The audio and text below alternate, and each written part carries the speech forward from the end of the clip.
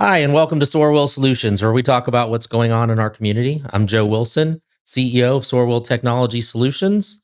And today our special guest is Commissioner Jeff Culbertson. Thank you very much for being here today. Thanks for having me.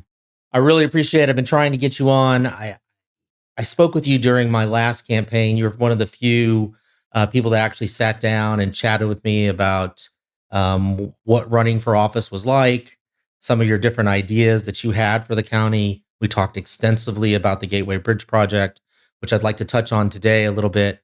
But I just want you to know how sincerely I appreciated that, because finding people who would sit down and chat with me was always a little bit more difficult. And so getting your input was very special to me. Where I want to start today, though, is tell us a little bit about your background. For those people who don't know who Commissioner Jeff Culbertson is, who are you? Where did you come from? How long have you been here? Kind of go into that. Why did I take this job? Oh, we'll get into that in a minute. Oh, okay. Well, I was born and raised here. My grandkids are fifth generation Leavenworth Kansans. Wow. And I worked for the county for 40 years in about 8 different departments. So I saw, how the county budget was run and how this tax process works. And I went through reappraisal in 89. How long have you been here? I've been here since 1985. Okay, so you remember reappraisal in 1990? In 1990, I was still in high school and I didn't really care much about politics. All right. So back in the day, everyone's house values were frozen at what they paid for it. So, really? So, for instance, my mom and dad paid $30,000 for their house in 1930, and I just built a house in 1990 when we went through reappraisal, and it appraised for like $200,000. So my mom and dad were living in a $300,000 house. If you were to sell it, it was actually worth $300,000 in 1990, but they were still paying taxes on $30,000 valuation. So I was paying on $200,000 valuation. They were paying on a $300,000 house, but at a $30,000 assessment rate. So that's why the state went through reappraisal, was to try to make it more fair and equitable on how much people were paying. Do you think that's what we accomplished? Absolutely. Okay. Yeah.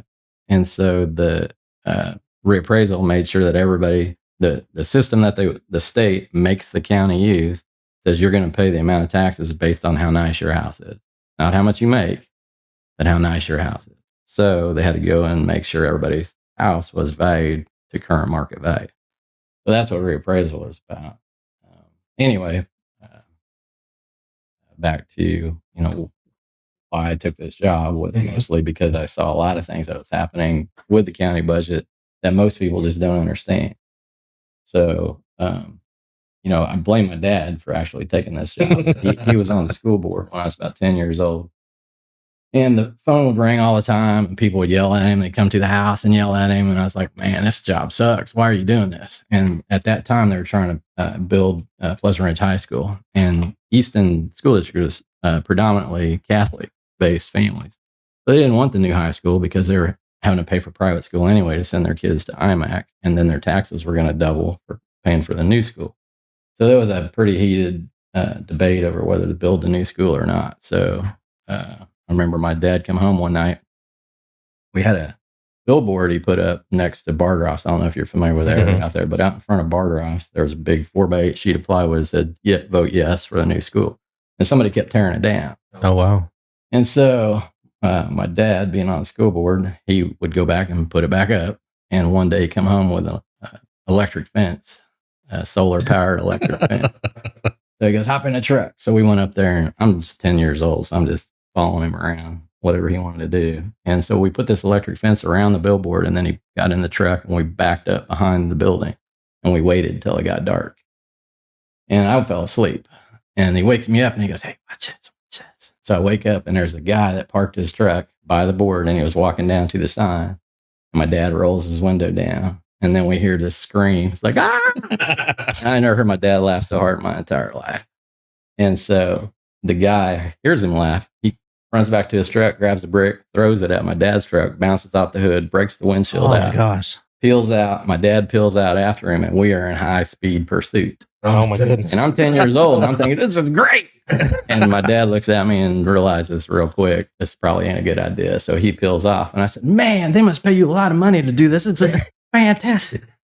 And he said, they don't pay you anything for being on the school board. And I said, you do all this for nothing? And this is the problem. He said, if you know, only you know if you have the experience or the knowledge to help your community out when they don't know what's going on, but you do. And if you have that experience and you don't do anything with it, then what kind of a person are you?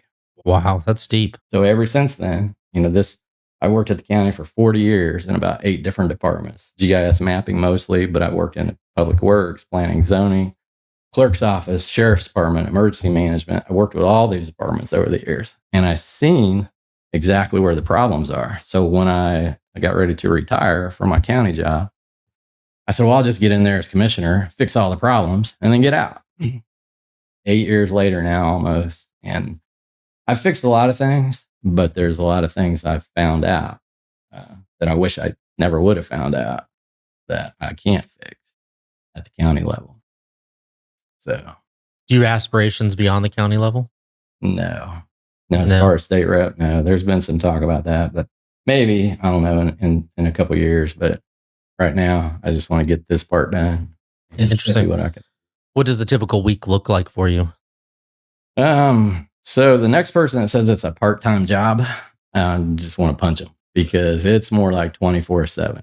For instance, I was at my granddaughter's high school football game. She was dancing at halftime.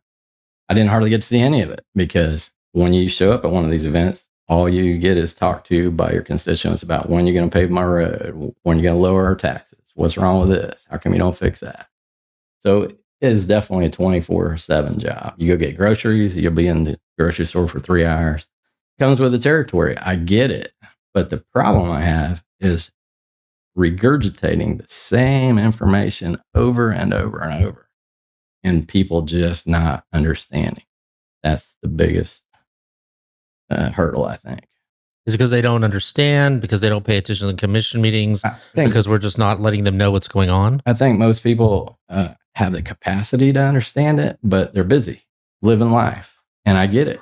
You don't want to be bothered with taxes and budgets and politics. I get it. Nobody likes paying taxes. And so that makes it twice as difficult when they don't understand why their taxes are the way they are. So when I ran for commissioner last year, one of the reasons I got in was because of property tax. I had a older gentleman that I felt was a stalwart of the community as I'm working, because I sometimes will do some work for our older or more seasoned citizens, and I'll do it for free because a lot of them are on fixed incomes, and he's venting about his valuation and how he's not getting a raise in Social Security, and he's going to have to move away. He's going to be kicked out of his home. And I felt bad. And I said, well, you know what? I'm going to run for county commissioner. I'm going to fix it. It doesn't work that way. No, the county commissioners cannot fix your high property tax. The county budget is not why your property taxes are high. And that's what most people don't understand. And I don't know how to get them to understand that. One of the things that the state was supposed to work on this year, the biggest initiative they have was property tax. And yet, with a Republican majority, we walked out of there with no resolution. Why do you think that is? I know why that is, but I can't really talk about why that is while I still have in this position. But the entities that own Topeka, that run Topeka, are not your friends. You are not on their agenda. Your high property taxes is not on their agenda. It is not in their best interest. They have lobbyists every day. I've spent more time in Topeka the last couple of years than I've been at the courthouse, because I've figured out that's where things get done. That's where the law gets made. That's where the ideas either die or make it. And if they don't have your high property taxes on their agenda, it's not going to get fixed. And it's not. That's interesting. Do you think if you were to go to the state house, if that were ever to be an opportunity, you think you could make an impact there? The other problem is numbers. So the biggest reason your property taxes are high in Leavenworth County is because most of Leavenworth County is exempt from paying property taxes. We're 56% exempt from paying property tax. So 44% of us are paying all the bills. So about a dozen counties have a problem with this tax system that the state is making us implement. A property tax system does not work for Leavenworth County, Riley County, Geary County, Sedgwick County. You have to base it on, you need to spread it out among property tax, income tax, and sales tax. We don't do that. We put it all on property tax. We can't generate enough money to cover the county budget anymore on property tax alone. The LAVTR was exactly that. It shifted some of the weight off property tax onto sales tax. 30, 40 years ago, the state realized exactly what I'm talking about. They said, hey, there's some counties that can't make it with just property tax. So we need to give them also some sales tax. Then when they got in trouble budget-wise, lowest hanging fruit was county LAVTR. So they just stopped paying it, even though it was a law to pay it. They just quit doing it. So then they would pass a law every year saying they didn't have to follow the law. How can they do that? Because they're the lawmakers. So how do you fight the lawmakers? And back to the numbers game, even if all of the Leavenworth County representatives and senators were on board with what I'm saying, out of 105 counties, they're a small number. There's only 8 or 10 counties that have a problem with the property tax system. So how can 8 or 10 counties stand up to the majority when they pass legislation that's more like boilerplate legislation for all counties? A lot of times it's a bad idea. And how do you change that with just a few representatives and senators? I don't know. Can you tell our viewers, for those who don't know, what does LAVTR stand for and how is it collected? So local ad valorem tax relief was, like I said, 30 or 40 years ago, the state said, hey, you can't get enough money off just property tax, so we're going to also give you some sales tax. That's exactly what it was all about. And instead of killing it, which they did last year, after we raised enough information, awareness with the information on it, sent out newsletters and informational packets, the legislators decided we just get rid of it. So they killed LAVTR altogether. Instead, they should have enhanced it, because that's the only way Leavenworth County is going to get lower property taxes, is adding sales tax or income tax to offset property tax. And I get it. The problem now, the fix is if you wanted to switch it to income tax and sales tax, people don't trust the government. Mm-hmm. They say, well, this is better for you. Take it. The first thing you're going to do is go the opposite direction. So that's another problem. Trying to get things fixed is people aren't going to trust, because what this would do in the bill, when I proposed an income tax, 1% income tax, they ran the numbers in research in Topeka, and with it like a 2% income tax, Leavenworth County could wipe your property tax almost completely out. So it's a numbers game. It's about, if you raise income tax, then you need to lower the property tax by that exact amount. So they built it in the bill. It's even in the bill saying, whatever it raises on income tax, it will reduce your property tax by that much. The reason that works so well is there's hundreds of thousands of people that would pay income tax in Leavenworth County, but there's only 33,000 property owners. So it's just a numbers game itself. Instead of 33,000 people paying all the bills, you'd have hundreds of thousands. So the amount each person would pay would be a lot less. A lot of people say that's like that would discourage businesses from coming here. So there's a group in Kansas City, I forget what they're called, I was on it for a little while, that was all about the labor board and the numbers that they proposed that this would affect. They've already done it in cities in the Kansas City area, already imposed a 1% income tax, and it didn't make any difference at all as far as people hiring people, not being able to hire people because they were discouraged because of a 1% income tax. Makes no difference at all. So I don't believe that's true at all. But that would impact people who lived elsewhere but worked here as well. Exactly. So right now, for instance, our roads and bridge fund, only 2 people out of 10 in Leavenworth County are paying for the roads and bridges. 8 out of 10 people using our roads and bridges aren't even paying for them. Wow. So me and you are paying for 8 other people to use our roads and bridges because they work here. Like say they work at Fort Leavenworth, but they live in Kansas City, or they're just passing through, or there's lots of reasons that people don't pay road and bridge tax, but they're using them. And so the problem we got right now is the system that the state is making us use. Only 2 out of 10 people are paying for roads and bridges. This would fix that. It would catch the people that drive on them to get to their job here and drive on them to go back home in another county, this would have them help pay for those roads and bridges. When I talk to people about this, a lot of people do get pretty upset. I know that And it's usually because they think it would be an added tax on top of Exactly. the property tax. Exactly why it's so hard to get this fix accomplished.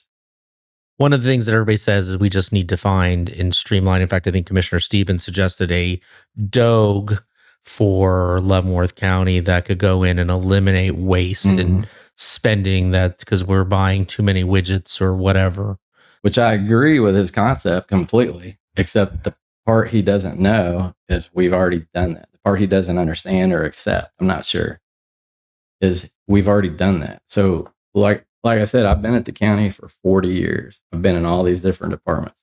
I've been through the 4-year period where the county administrator made us turn in a 5% lower budget than the year before. So not only revenue neutral, we had to turn in a 5% cut budget. And then the next year, it didn't lower anybody's property taxes, hardly noticeable at all. So the next year they said, do it again.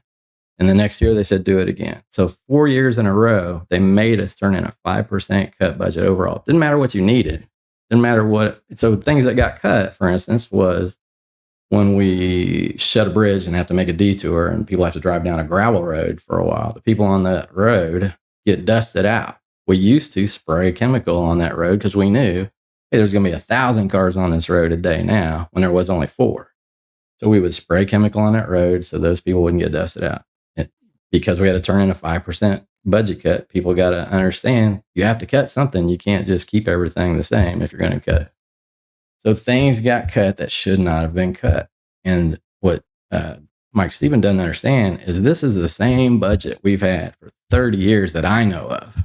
And I've worked with all these budgets over the years, and I can tell you, I've seen all the cuts and the cuts and the cuts.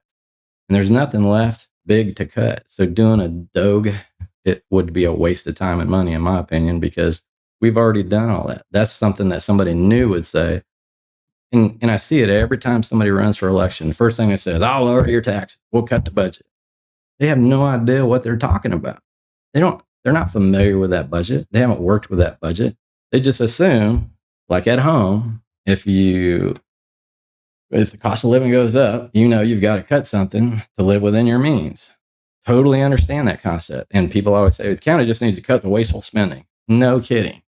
That's what we've done for 30 years. And people don't understand there's nothing left to cut except for big, noticeable things.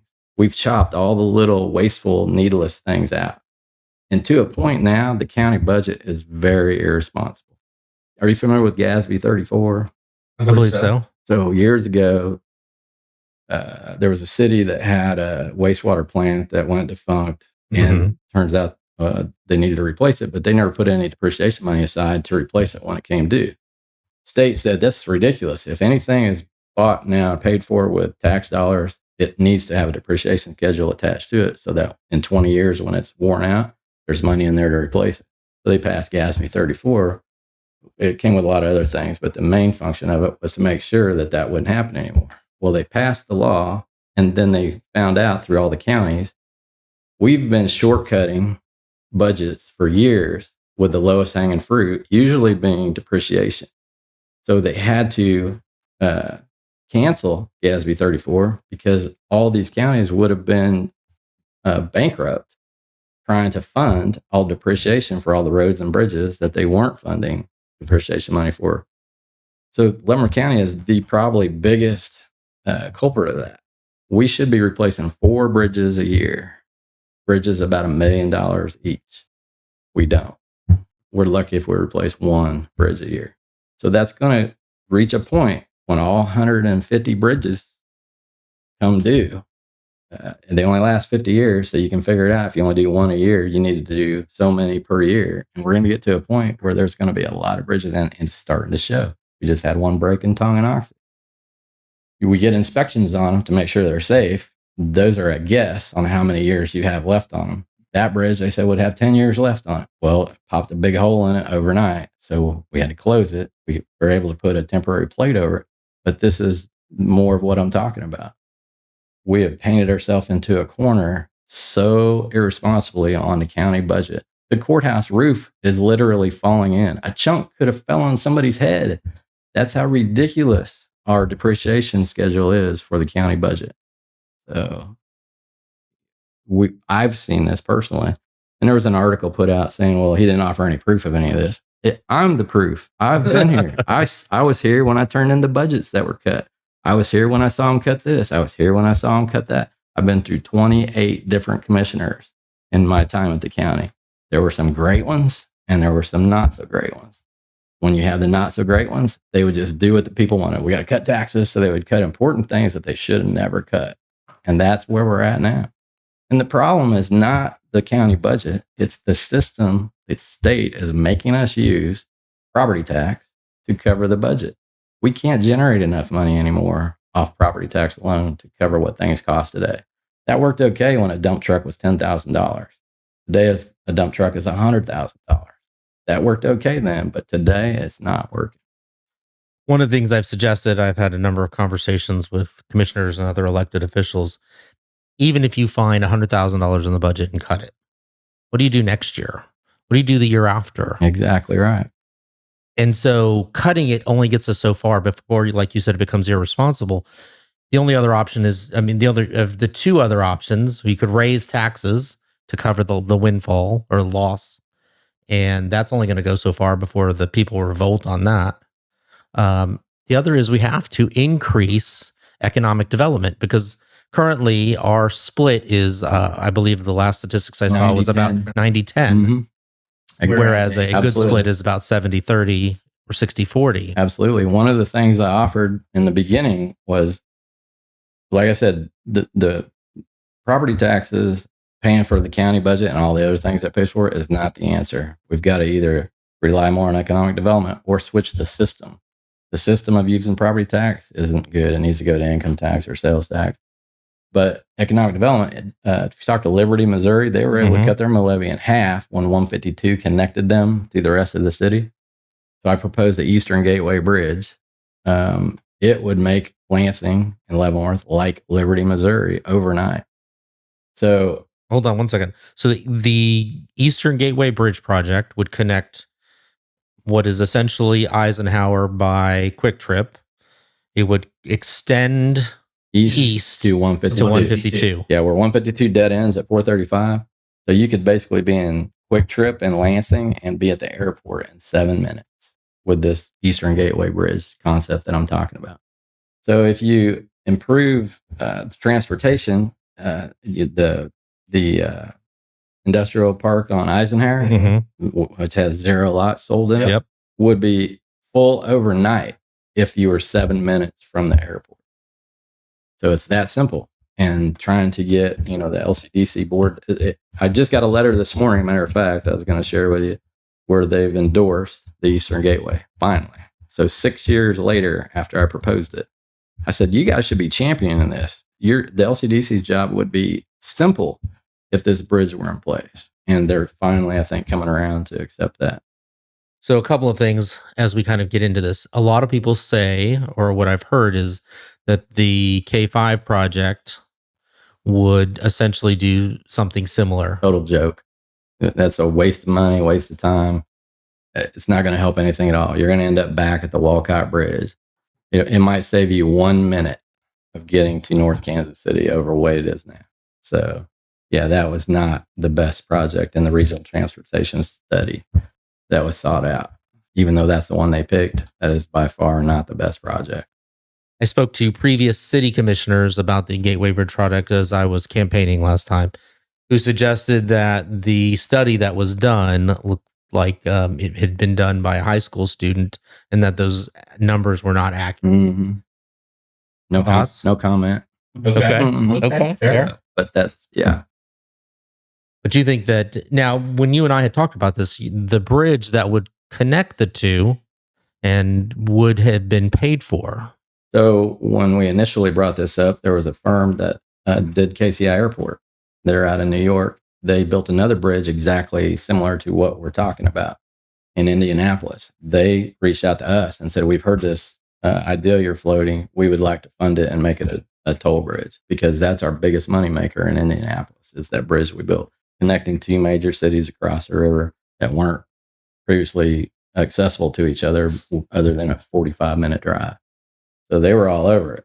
But then the regional transportation study happened and things got shifted around. And so that's all on hold. So it's no longer an opportunity. Maybe, but it's on hold for right now. So let's shift to economic development. The county has recently elected to defund essentially LCDC. Is that right? So the problem with LCDC is it's like selling a screen door to a submarine captain. You don't have a product unless you have like this Eastern Gateway or make us 5 minutes from North Kansas City. It's going to be hard to sell anything to anybody who would want to come here because we're so far disconnected from the main hub, the trains, deep access, the airport, the major highways. So. But they've been successful in helping with Hill's Pet Nutrition. Yeah, they have helping keep cereal ingredients here, expanding Zephyr, working close with the bag factory. Yeah, I'm surprised they've done as much as they have with what they've got to work with. Because when we're 45 minutes from anything that anybody wants to be connected to, I don't know how they sell anything to anybody. I've gotten some flack lately because I am on the LCDC board. I'll be quite candid about that. And what I think is really unique about that is we have a lot of private individuals who are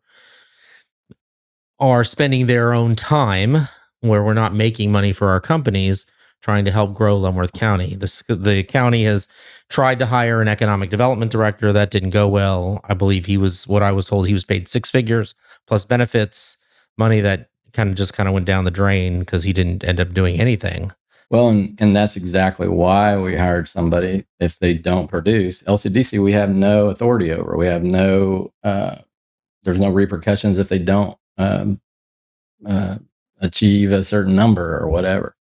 And so what we thought was, if we have somebody underneath of us that we hire or fire, then they have to produce results. He didn't produce results. And it was a mutual agreement. He's like, kind of the same thing. He's like, you don't really have a product without the Eastern Gateway or something like that, or a rail hub or something. There's not a whole lot you can do. So I think he came to the realization that, like I'm saying, LCDC's job is extremely hard with what you've got to work with. So we don't have an economic development director. We don't think LCDC is the answer. How do we improve economic development in Leavenworth County? The bridge. Okay, so the bridge is a tool. Yep. But how do we, in lieu of that, and even if we got the blessing to do the bridge tomorrow, you're still 10 years away from it at a minimum, if not more. Yeah. What do we do for the next 10 years? We can't just throw our hands up in the air and say, we're just not going to do anything. Yeah. I totally understand the concept. There's a need for economic development, and a lot of people don't like paying taxes, so they don't want to hear it. They're like, what are you spending money on them for? It's a port authority. In the port authority, we talk about all the time. We don't even have a port. I'm like, well, port is just a word for access to a walled off city. It could be a highway, it could be a railroad, it could be a river, it could be anything. And so I get it. You got to have something in place. But most port authorities and LCDC type groups are self-funded. So that's why I try to tell them, hey, you need a public relations gig going on now to educate most people, because they don't think you do anything for the taxes that you're paid. So you've got to educate people first and let them know how important it is for economic development. A 90-10 county can't survive. It cannot. It cannot. And people don't understand it or accept it. I don't know. But it can't keep continuing the way that it's going. And trying to get people to accept the real fixes is the hard part. If we had and so one of the biggest criticism I have is that we put 2 business parks right next to each other, which to me makes absolutely no sense. There's a great opportunity to use southern Leavenworth County in the Lansing area for another business park that is potentially closer to the Kansas City metro area, less lights, but we opted not to do anything there. What is the county's appetite for another business park in that location? Well, I mean, as far as the county is trying anything we can to lower property taxes, and that's what economic development is all about. Sure. So I know the county is completely open to any ideas or whatever could work, but it's a hard nut to crack when you don't have access. RHID is a big topic. It's causing a lot of hate and discontent, even within some parties. People on the side of it, people against it. We've seen the commission have some tense conversations around RHID. You haven't supported the last two RHIDs. Can you talk a little bit what your thought process was there? So I totally understand the concept of RHID. If you the only way we can lower property taxes right now is adding houses and subdivisions. Sure. We're 90-10. So residential is easy for this county because we're a bedroom community to Kansas City. A lot of people don't like to hear that, but it's the truth. And every time a person builds a new house, the taxes that house pays lowers everybody else's taxes. People don't believe that. And I kind of think the reason they don't is because cost of living is going up so fast, it's outpacing the new construction in Leavenworth County. But if we didn't have that new house, your taxes would have went up more. But they see that, well, there's a new house right across the street, and my taxes didn't go down. They actually went up a little bit. Well, that's because they would have went up more if that house wasn't built or that new subdivision wasn't built. And we hear all the time, oh, the county commissioners are in bed with the developers. They're getting kickbacks and they're paying them off to pass these subdivisions. I don't know, where they're getting that from, but the truth is it probably looks like that because we do try to be builder friendly for new houses and new subdivisions, because that is the truth. Is every new house lowers your taxes. Every new subdivision lowers your taxes. Now there's a sweet spot between the services and the infrastructure that those new house, the people living in that new house will create. So they're going to need an ambulance once in a while, and they're going to need a sheriff once in a while, and they're going to have to go to school. So there is some cost added to the people living in those new houses and new subdivisions, but it doesn't outweigh taxes, especially today when the average house value is $400,000. That's the average. Mm-hmm. So the taxes are a lot more today than they used to be. So a RID says, well, if we build all these houses but make the builder whole by the cost that it costs them to build it, by giving them a kickback from the taxes paid for the next 20 years. Then after 20 years, the community reaps the benefit of all those taxes.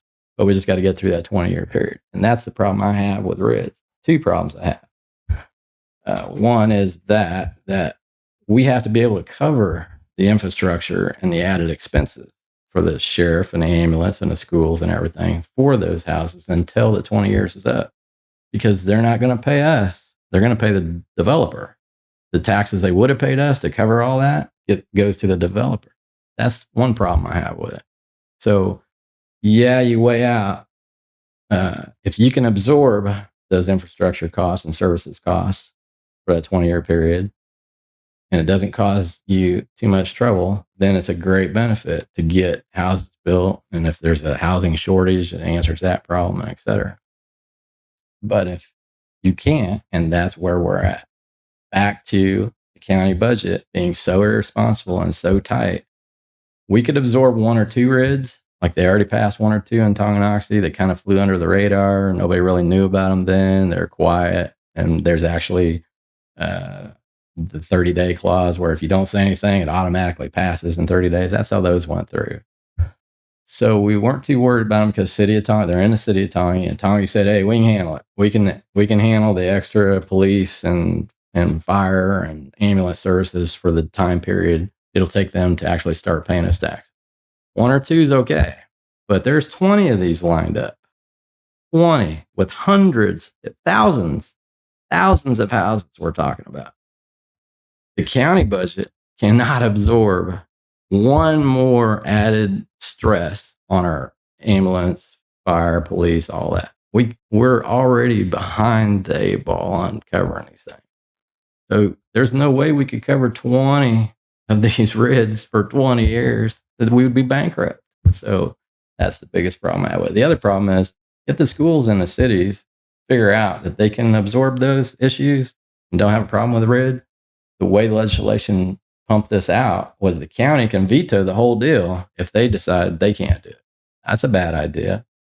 So I'm meeting with those folks, I think, next week to see if we could offer some sort of a pilot project instead of, pay taxes in lieu of what the county would get.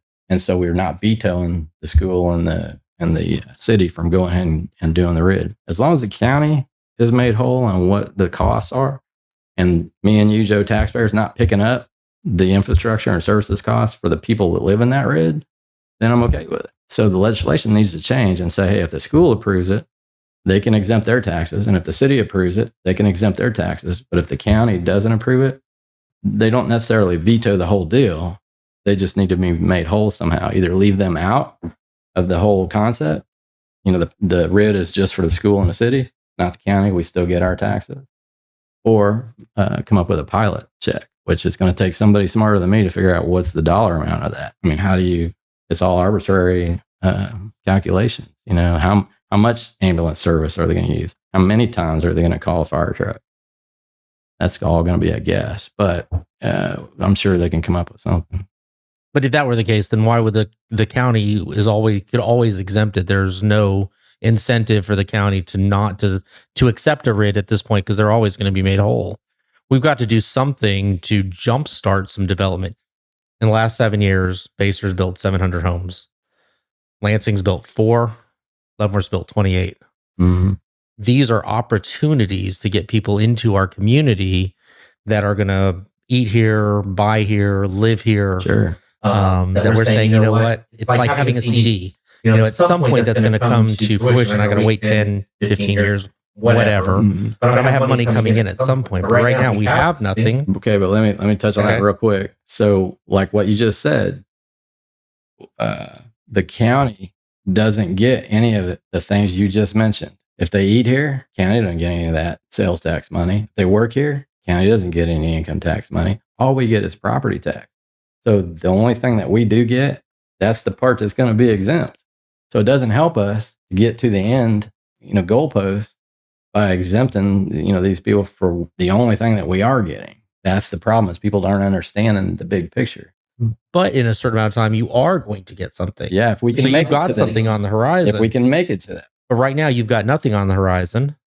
In 20 years, you've got nothing on the horizon. So we're saying status quo is best, and we don't need additional stuff coming in because we're happy with what we have. It just seems difficult to understand. And I agree with what you just said too.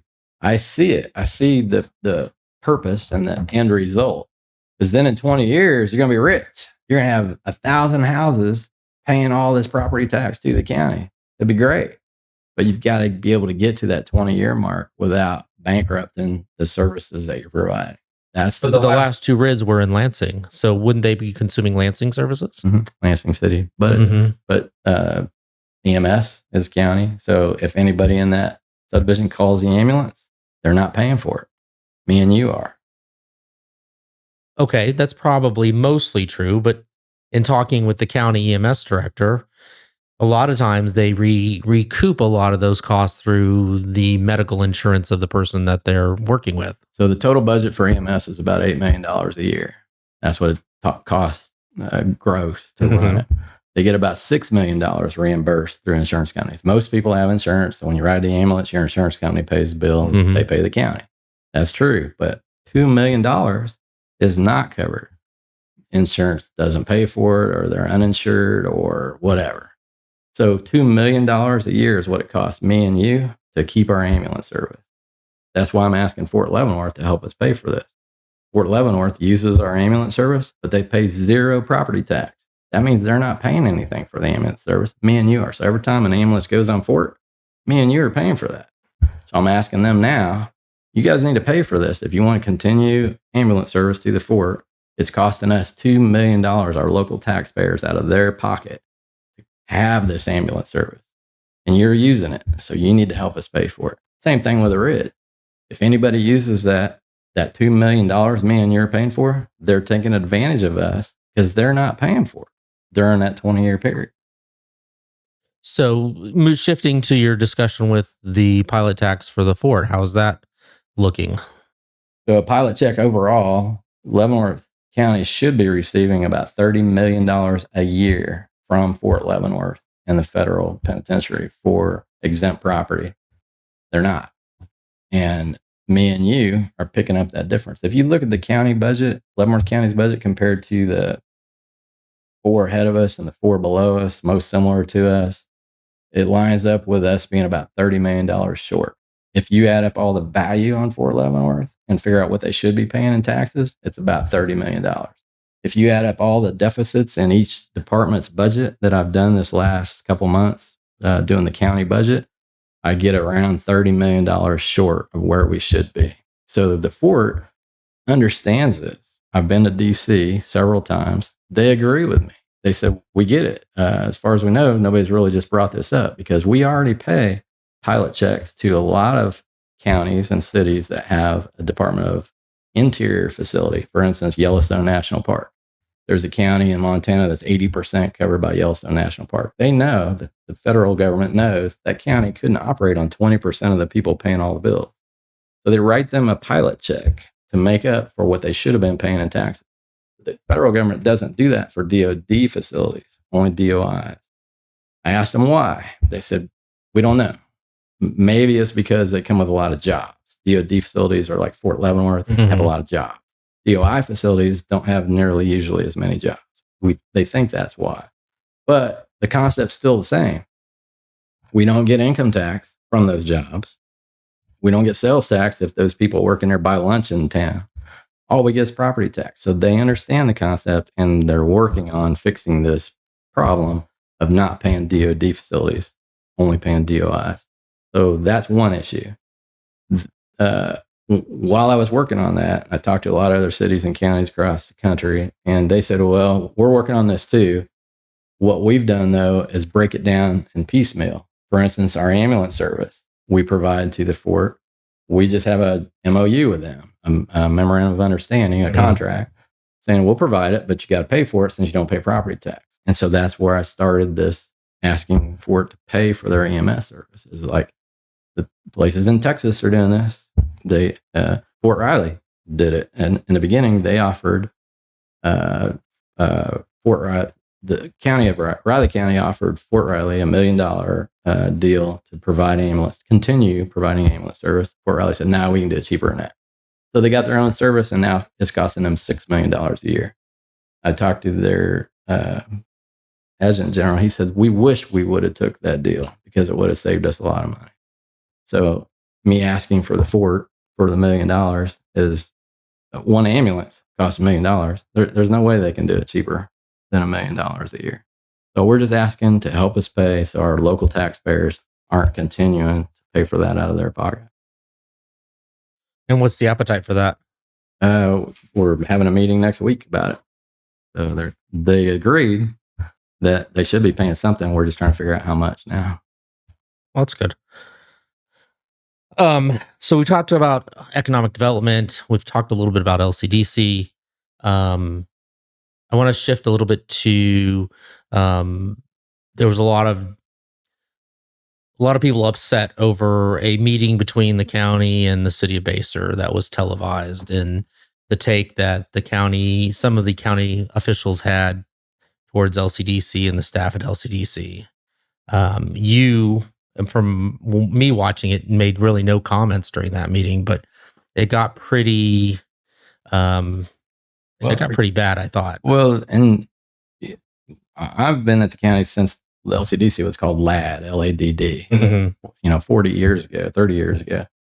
And people like Basehor City are getting tired of not having any results. They're paying in and not really getting the bang for their buck that they expected. And so it's just, I think, finally coming to a head. Most cities in the county are saying, hey, yeah, we don't have any control over them. They're just taking our money, and how much are they producing for what we're paying them? I think that has everything to do with what's going on right now, because they want to see some results. And people are impatient. And so if they don't see it overnight, then they want to go a different direction. But you had said earlier that the community had suggested that possibly the commissioners were getting back agreements or backhanded agreements from developers, which isn't true. Yeah. But that was suggested during that meeting of the LCDC board, which is kind of What did they suggest? a commissioner suggested that they felt that the LCDC executive board specifically was getting backhanded or backroom agreements with developers, and that's why they were pushing some of these developments, which I thought was kind of interesting because you guys have been accused of it, and now you guys are turning around. Somebody on the board is making that same statement, and I think they probably get that from who's on the board. When they see it's bankers and developers on the LCDC board and the Port Authority board. It's business owners, and so I think anybody on the outside looks at who the board's made up of and the membership, and they're like, "This looks rigged." So that's probably where that comes from. I'm not aware of anything like that actually going on.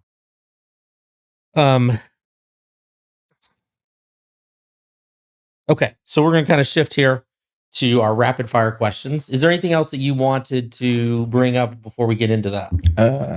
You got a lot of notes here, so I want to make sure we touch on everything. So one thing I kind of wanted to bring up about the roads and bridge taxes, a lot of time, one of the issues a lot of people are bringing up to me is, I'm 70 years old. I should have paid my dues on my taxes, and property tax should be exempt for me. Past 70 years old. I understand that concept, but I don't think people are understanding what your taxes actually are. So I try to put it in a relevant situation where you might understand. So if you buy a car, right? So what would you do with your car if you didn't have a road or a bridge to drive it on? So I don't know how much money you've paid on property taxes in the last 10 years. So I'll tell you right now, we pay about $5,000 or $6,000 in property tax a year. We lived in Jersey for 5 years. We paid $12,000 a year in property tax, $1,000 a month, a small mortgage in property tax. New Jersey is the highest property tax state in the union. Yeah. And I hear that a lot. Usually what I hear is everybody else is cheaper. Nobody else has high property taxes like this. I'm like, anywhere you go, you're either paying through income tax or sales tax or property tax, or they've got some sort of an income off of a resource like oil or gas or tourism or something like that. Leavenworth County doesn't have any resource to offset your property taxes, but we're still not the highest. I don't know where people are getting that. If you check around, we're not the highest. But back to trying to explain it to people, if you buy a car, what good would your car be if you didn't have a road? And have you bought a road lately or a bridge lately? A bridge is $1 million. A road is $1 million a mile. So say you work 10 miles from your house. You get in your car every morning, you drive to work 10 miles, you drive back home 10 miles. That road costs, you probably pass a couple bridges in that 10 miles. So say 4 bridges in a 10-mile period. That's $14 million it costs to build that road from your house to your work. $14 million. Then there's maintenance every year to keep it going, to keep it up. But just the initial cost is $14 million for you to get in your car that you bought and use that road and bridge to get to your job. Have you paid $14 million in taxes? Not even close. Not even close. So people are not understanding the cost of doing business is what it is for the county budget. If a bridge costs $1 million, it costs $1 million. We go out for bid, get 5 bids, take the cheapest one, et cetera, buy the cheapest materials, all that. So the cost is what it is. Once you break it down to get the cheapest everything, it still is what it is. So for you to not pay that $14 million to get your road and bridges to get to your work, you got to pay a share. So they use the value of your house. This is what the state makes the county do. The value of your house determines how much you're going to pay toward that $14 million. You're going to help pay that $14 million to build that road for you to get to work. If you didn't have that road, what good would your car be? No matter how you slice it, the cost of doing business is what it is. And so everybody's got to pay their fair share. So the value of your house, the state says, is how much your share is going to be. They don't care how much you make. And this is where the problem comes in for Leavenworth County. Say a couple had good jobs and they live in a $500,000 house. Well, that's cheap today. Say they live in $1 million house. And they were able to afford that mortgage while they both worked. One dies, the other one retires. Now the single one living there is living on a fixed income, still in the $1 million house. So the state says, hey, the house is still worth $1 million. We don't care that you're not making there as much as you did. You still have to pay your share on the value of your home. That's the problem. That needs to be fixed. That's why your property taxes are so high in Leavenworth County. If they went to an income tax, when your income lowered, your taxes would have lowered. If you don't make any money, you don't pay any income tax. Doesn't matter how much your house is worth. And that's the system we're stuck with. Some people have suggested, and I think United Kansas, which I've been affiliated with, has suggested a land value tax versus a home value tax. I'm not familiar. So right now with a home value tax or a home tax, a tax on your property, you're somewhat discouraged of improving your home, right? Because that then raises your taxes. So why would I do that if I'm gonna have to pay more taxes on it? But if we go off a tax off of what the land is worth and use that as the valuation, that could replace this idea of a property tax on your home. Man, I'd have to think there's a lot to that because we use ag value decided by the state for ag land. 6,000 parcels out of 33,000 are agricultural in Leavenworth County. So only 27,000 have a residential market value on their land to begin with. 6,000 don't. It's a made up value based on production. I could see a lot of problems with that, but it might work because, again, it's just a measuring device. So what are you going to use to measure how much you're paying for that road and bridge for you to get to work? It's going to be based on a different system, but is that more fair? I don't know. We went through reappraisal, like I said before, because it was so out of whack. I can see this land system getting way out of whack too. So you don't support the older generation being exempt. What about veterans? Because that's also been, I think, even talked about in Topeka at some point, exempting veterans on that. So here's a list I printed out of all the exemptions the state has passed over the last 30 years. Mm-hmm. I am not for any more exemptions whatsoever. That's one of the big reasons I'm not for the RID. That's why I'm against veterans getting I'm all for veterans getting a break. I appreciate them. My dad was a veteran. My uncles, my grandpa was on the Arizona. My cousins are all veterans. I love veterans, but I'm dead set against any more exemptions for anybody because that's not the answer. That's how we got painted into this corner to begin with. 22 pages of exemption. They exempted this, they exempted that. Every time they pass another exemption, it's just a little bit though. You won't notice it much, just a little bit. The problem is once you get 22 pages of it, that little bit adds up now to 56%. Wow. We don't want to add any more exemptions for anything because if you wouldn't have done that, you wouldn't be yelling about your taxes because everybody'd still be paying and they'd be a little. The reason your property tax is so high is because there's so many exemptions.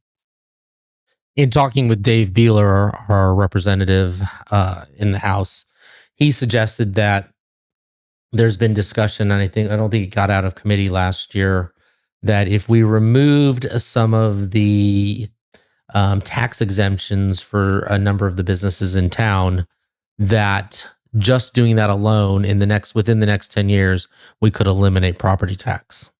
I'd have to see those numbers. That don't sound right, but it's going the right direction. Because like I said, the more people pay, the less each person pays. And exemption doesn't mean that what that tax was used for goes away. It just means somebody else is going to pay it now. Somebody else got to pay more. Mm-hmm. So if you exempt one group, the other groups have to pay more. Okay. Before we shift gears here, I like to talk about the nonprofit that I'm supporting. Today, I am supporting CASA. I did their superhero. I supported their superhero run on Saturday morning. I did not run. I did get dressed up as Superman though, and give a lot of high fives to little kids. I saw your video. So that was a lot of fun. A lot of people ran. God bless them. I'm not a big runner. But I know CASA did raise a lot of money. So you realize CASA is a state unfunded mandate that I keep harping about. That's an entity that the state says you have to have this, but we're not going to pay for it. your local taxpayers are going to pay for it. So that's interesting. During it was like 2 weeks ago, I think Commissioner Reed suggested if we didn't have these unfunded mandates, would we still have these departments or organizations? I.e., if the coroner, which is an unfunded mandate, if we didn't have a coroner, we would still need a coroner though, wouldn't we? Well, we contract out an existing coroner that's already practicing, so it's not like they would lose their job or anything. No, but if we didn't, if the state didn't say anything about it, would we still have a coroner? No, I'm pretty sure dealing with some of these cases that we had to use a coroner for, we would not have had a coroner. We wouldn't have that bill for paying that coroner to do that examination, because the only reason we did it was the state made us do it. Okay. Yeah. So there's a lot of that. The county appraiser is a state unfunded mandate that I would not have if we didn't have a state unfunded mandate. He doesn't work for the county commissioners. He works for PVD, Topeka. So the only reason we have the appraiser, and I don't know how many people are in there now, there used to be 22 people in the appraiser's office when we went through reappraisal, but they've cut that down way down now. I think it's like 8. Yeah. We would not have the county appraiser and 8 people if it wasn't a state unfunded mandate. I would suggest we go to an income tax. It's a way more fair system, and everybody would be paying a lot less. And we could eliminate the appraiser.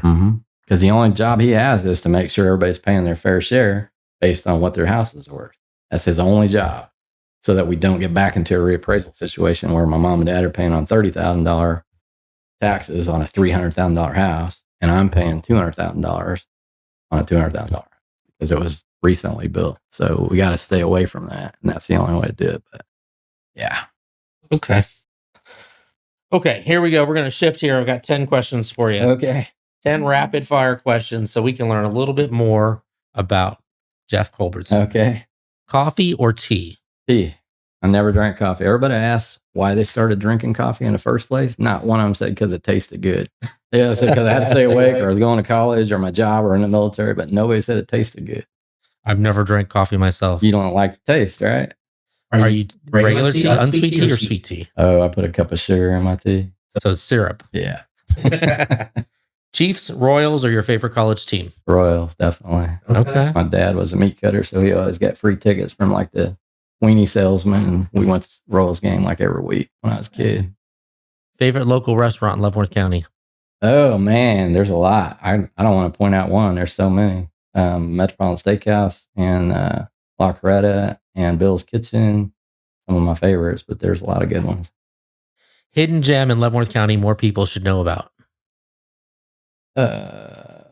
Kane's Family Farm in Tonganoxie. Do you know about that? I do. I lived in Tongi for a short time. It's a wedding venue in an old stone milk barn, and the guy turned it into a every Friday and Saturday night they have bands. Yep. There's an outdoor in-ground pool. You can bring the kids. There's a grass courtyard. You can bring your own lawn chairs, and they have a band on Friday nights, and then usually Saturday nights they have the wedding venue. But it's very cool, very overlooked. What's your go-to meal to cook at home? Steak. Ribeyes. Favorite food when you're on the go, though? Beef jerky. Morning person or night owl? Definitely morning person. Last book you read or show you binge watched? And I haven't read a book in a long time since I had this job, at least. Binge watch. Oh, I do a lot of binge watching series that I watched. The Yellowstone, 1883, 1923. You watched them all? Yeah. Yeah. All at once, too, like 3 days. Wow. Yeah. Best piece of advice you've ever received? Wow. I'm sure it came from my dad. There's a couple of them I can't say on camera. But probably my dad said, you can't make everybody happy, but you can piss everybody off. It's pretty easy. What's your favorite spot in Leavenworth County just to kind of relax and spend time with family? Oh, my house. I'm sure. I live on a farm. How big a farm? 100 acres. Wow. It's between me and my brothers, and it's my grandpa's old place. So it's quiet. I live 2,000 feet off the road. I can't see any houses from my front porch. Yeah. The commissioner once told me this is the hardest job they've ever had, for the least amount of pay Definitely. and never make anybody happy. It's the worst job ever. It's the worst job I've ever had by far. I mean, there's a big gap. All you do is get yelled at by the people that you're actually trying to help because they don't understand that you're actually trying to help them. That's the dumbest job I've ever seen. And yet you've done it for almost 8 years. Yep. I'm getting wore out. Jeff, thank you so much for being here. We really appreciate having you on the show. I appreciate you having me. Hopefully I was able to enlighten somebody about something they didn't know. Usually we get, a couple hundred views. Somebody hopefully will see something and pass it along, and maybe, you'll help somebody understand how things work. That's our show for today. Thanks for joining us, and we look for you next time. Thanks. Thank you.